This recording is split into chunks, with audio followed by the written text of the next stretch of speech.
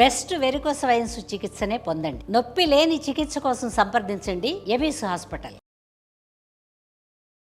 Evening స్నాక్స్గా రకరకాల వడలు చేసుకుంటామండి. మినపప్పు పిండి కనుక రుబ్బుంటే ఫ్రిడ్జ్లో సాయంత్రం మసాలా గారెలు వేసుకోవచ్చు, శనగపప్పుతో మసాలా వడలు వేసుకోవచ్చు, పెసరపప్పు పునుకులో లేకపోతే పెసరపిండితోటి గారెలో వేసుకోవచ్చు. ఏదైనా ఒక వడ, ఒక చిన్న ఫ్రై ఐటెం చేసుకోవాలి అంటే రకరకాల పదార్థాలు ఆలోచిస్తాం. అందులో మనం సాధారణంగా ఆలోచించని అటుకులు కూడా ఉన్నాయి. అటుకులతోటి కూడా చక్కగా సింపుల్గా ఒక అరగంట నానితే చాలు, అరగంట కూడా పట్టదు, ఓ పావు గంట నానితే చాలు. అటుకులు కనుక ఉంటే పాత అటుకులు కొంచెం ముతగ్గా ఉండే అటుకులతోటి ఆ వడలు చాలా చక్కగా కుదురుతాయి, టేస్టీగా ఉంటాయి. ఎక్కువ ఇంగ్రీడియంట్స్ కూడా ఏం లేవు, జస్ట్ అటుకులు ఉండి ఓ 3-4 స్పూన్లు పెరుగు, ఓ 3 స్పూన్ల బియ్యపిండి ఉండి, ఓ ఉల్లిపాయ, కాస్త కొత్తిమీర ఉంటే చాలు, చక్కగా వడలు వేసేసుకోవచ్చు. ముతగ్గా ఉన్న అటుకుల్ని తీసుకుని ముందు శుభ్రంగా నీటిలో వేసి కడిగేయండి. దీనికేం కొలతలు ఏం లేవు, మనకు కావాల్సిన క్వాంటిటీని బట్టి ఎన్ని కావాలి, ఎంతమంది ఉన్నాము అనే దాన్ని చూసుకుంటే పిల్లలకి ఈవినింగ్ స్నాక్ అయితే ఓ 2 కప్పులు వేస్తే సరిపోతుంది. ఓ పెద్ద కప్పుతోటి అటుకుల్ని మంచినీళ్ళు పోసి శుభ్రంగా బాగా 3-4 సార్లు కడిగేసి తర్వాత నీటిలో నుంచి తీసి పిండేసి పక్కన పెట్టుకోవాలి. ఏంటంటే తడి తగిలేసరికల్లా అటుకులు వచ్చేస్తాయి, చక్కగా తెల్లగా వస్తాయి. మేము ఎర్ర అటుకులు తీసుకున్నాము, రెడ్ పోహా అని దొరుకుతుంది, అది కాకపోతే మీరు మామూలు అటుకులు కూడా తీసుకోవచ్చు. ఈ పైనుండే ఇసుక దుమ్ము పోయేలాగా 2-3 సార్లు కడిగేసరికి మెత్తగా అయిపోతాయి. మనకి ఒక అరగంట 20 నిమిషాలు అలా ఉండగలిగేటట్టయితే ఇలా వదిలేసి వాటితో తర్వాత మనం పిండి కలిపేసుకుని వేసేసుకోవచ్చు. ఒకవేళ లేదు ఇప్పటికిప్పుడే మనం కడగ్గానే కనుక వడలు వేసేసుకోవాలంటే శుభ్రంగా మిక్సీ జార్లో వేసేయండి, ఇది మెత్తగా అయిపోతుంది. ఆ తర్వాత మిగిలినవి కలిపేసి వడలు ఒత్తేసుకోవచ్చు. మొత్తం నీరంతా పిండేసి మనం ఒక చిల్లుల పళ్ళెంలో వేసామనుకోండి, నీరు పోతుంది కానీ పూర్తిగా వదిలిపెట్టదు. అందుకని పిండితే ఎక్కువ బాగా క్రిస్ప్గా వస్తాయి అన్నమాట, తడి ఎక్కువ లేకుండా. ఒక పావు గంట సేపు మూత పెట్టి అట్టెపెట్టి తర్వాత ఈ అటుకుల్ని మెత్తగా మనం గోధుమ పిండి ఎట్లా పిసుకుతాం అట్లా చేతి కొద్దీ పిసికేసేయండి బలంగా. ఇది మీ వల్ల కాదనుకుంటే ఇంకా మిక్సీయే, మన వల్ల అవుతుంది అనుకుంటే ఇలా చేయొచ్చు, బాగుంటుంది. దీంట్లో ఏంటంటే బైండింగ్ కోసం మనం ఏదైనా పిండి వేసుకోవాలి, బియ్యపిండి కానీ శనగపిండి కానీ వేసుకోవచ్చు. శనగపిండి వేస్తే ఏమో కలర్ బాగా వస్తాయి, మంచి గోల్డెన్ బ్రౌన్ కలర్ తొందరగా వచ్చేస్తుంది. బియ్యపిండి వేస్తే కొంచెం లేత రంగులో వస్తాయి, కాకపోతే శనగపిండి సూట్ అవుతుంది అవదు, కొంతమందికి సరిపోదు కదా, అలాంటి వాళ్ళు బియ్యపిండి వేసుకోవచ్చు. ఈ కప్పు అటుకులకి ఒక 3 టీ స్పూన్ల బియ్యపిండి వేస్తున్నాను. పిండి ఈవెన్గా కలిపేయండి. తర్వాత 1 టీ స్పూను జీలకర్ర, తర్వాత ఒక 4 పచ్చిమిరపకాయలు, అల్లం పచ్చిమిర్చి జీలకర్ర ఒక మాట దంచేసి వేసుకోవచ్చు, డైరెక్ట్గా ముక్కలు. ఇది పెద్దవాళ్ళ కోసం కదా ఇట్లా ముక్కలు. ఒకవేళ చిన్నపిల్లలు ఉంటే ఊరికే కొంచెం అల్లం పచ్చిమిర్చి వాసనకి 2 దంచి వేయండి, కనపడకుండా కలిసిపోతాయి. తర్వాత కొంచెం అల్లం ముక్కలు. ఇది ఈవినింగ్ స్నాక్గా బాగుంటుందండి. అంటే డీప్ ఫ్రై ఐటమ్స్ అంత హెల్దీ కాదు కదా అని చాలామందికి ఒక ప్రశ్న ఉంటుంది. నిజమే, కానీ మనం డీప్ ఫ్రైలు అవి తినకుండా ఎక్కడ ఉంటాము? ఎప్పుడు హెల్దీ ఐటమ్స్ అయితే తినగలమా? తినలేము. మనకేదో వర్షాకాలము లేకపోతే ఈవినింగ్ ఎవరైనా గబుక్కున్న ఫ్రెండ్స్ వస్తారు, కొంచెం బాగుంటుంది ఏదైనా తింటే, అలాంటప్పుడు ఇంకా తప్పనిసరిగా ఇవి చేసుకోవాల్సి వస్తాం.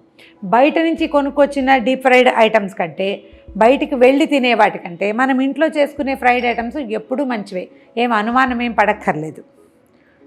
కొంచెం ఒక మీడియం సైజు ఉల్లిపాయ కట్ చేసాము చిన్నవి, తర్వాత కొంచెం కొత్తిమీర, కావాలంటే ఇందులో కరివేపాకు కూడా వేసుకోవచ్చు. ఇప్పుడు ఏం చేద్దామంటే దీనికి రుచికి సరిపడా ఉప్పు చూసుకుని వేసుకోవచ్చు. దీంట్లో క్యారెట్ కూర కొంచెం కలుపుకుంటే పింక్గా బాగుంటుందండి. సో దీంట్లో ఏంటంటే ఒక 3-4 స్పూన్ల పెరుగు. ఇప్పుడు ఇది ఎండాకాలం కదా, కొంచెం పుల్లటి పెరుగు వేసుకుంటే ఎక్కువ రుచిగా కూడా ఉంటుంది, పెద్దగా నీరు అవసరం ఉండదు. ఈ పెరుగు లూజు దీనికి సరిపోతుందన్నమాట. పిండి చక్కగా ఈవెన్గా కలిసిపోయిందండి. పిండి కలిపి పక్కన పెట్టుకుని స్టవ్ మీద ఒక మూకుడు పెట్టుకుని నూనె పోసుకోవటం, తర్వాత ఈ పిండిని మనం చిన్న వడలాగా తట్టి నూనెలో వేసుకోవటమే. మూకుడు ఆన్ చేసి నూనె పోసేసుకుందాం ఇందులో. ఇది డీప్ ఫ్రై ఐటమేనండి, షాలో ఫ్రై చేయడానికి అంత బాగా కుదరదు,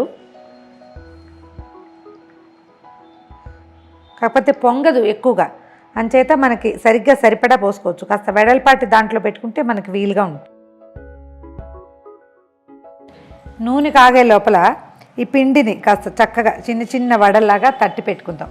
ఇది గారె కాస్త నూనె చేయి చేసుకుంటే ఏంటంటే ఇది చక్కగా వస్తుంది, నీట్గా నున్నగా వస్తాయి. తడి చేయి చేసుకోవాల్సిన అవసరం లేదు. తడి చేసుకుంటే ఇది పిండి వదిలేస్తుంది, తర్వాత నూనె ఎక్కువ లాగేస్తుంది. అడ్జస్ట్ చక్కగా సరి చేయటము, వడల్లాగా తట్టేసుకోవటం, అన్నీ చేసి పెట్టుకుని ఒక్కొక్కటి వేయించేసుకోవచ్చు.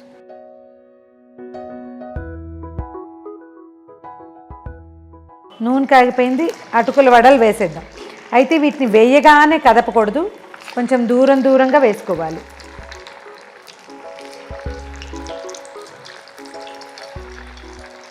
ఒక 6-7 వేసుకుంటే సిమ్లో పెట్టి నిదానంగా వేగనిద్దాం. ఈ పొగ ఆగే వరకు ముట్టుకోవద్దు. పొగ ఆగిన తర్వాత అప్పుడు కదిపితే సరిపోతుంది. మామూలు వడగలకి ఈ అటుకుల వడలకి ఒక చిన్న తేడా ఉంది. ఇది కొంచెం ఎక్కువ టైం తీసుకుంటుంది. నిదానంగా వేయించకపోతే లోపల క్రిస్ప్గా ఉండదు. శనగపప్పు వడలు అయితే క్షణాల్లో వచ్చేస్తాయి, దీనికి కొంచెం టైం పడుతుంది. వేగిపోయినాయి చూడండి. మనకి వేగిన గుర్తు ఏంటంటే అవి చక్కగా స్విమ్ చేస్తూ ఉంటాయి నూనెలో. స్విమ్మింగ్ స్టేజ్కి వచ్చినాయంటే తీసేయడమే. ఇంకా కొంచెం ముదురు రంగు కావాలి, ఇంకా క్రిస్ప్గా ఉండాలంటే మరి కాసేపు అట్టు పెట్టాలి, కానీ లేకపోతే అవసరం లేదు. ఇది చూడండి.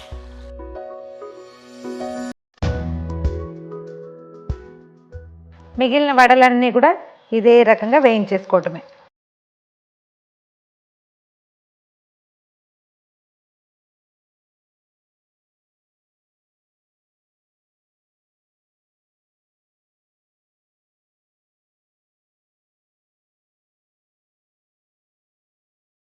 ఇదిగోండి మన కరకరలాడే అటుకుల వడలు. చూద్దాం ఎలా క్రిస్ప్గా ఉన్నాయో. ఇలా చక్కగా విరుగుతాయి, చాలా బాగుంటుంది. ట్రై చేసి చూడండి.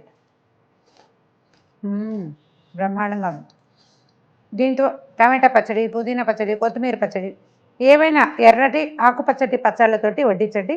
లేకపోతే పిల్లలకి నచ్చితే టమాటా సాస్తో కూడా వడ్డించవచ్చు. ఈ వీడియో కనుక మీకు నచ్చినట్లయితే లైక్ చేయండి, షేర్ చేయండి.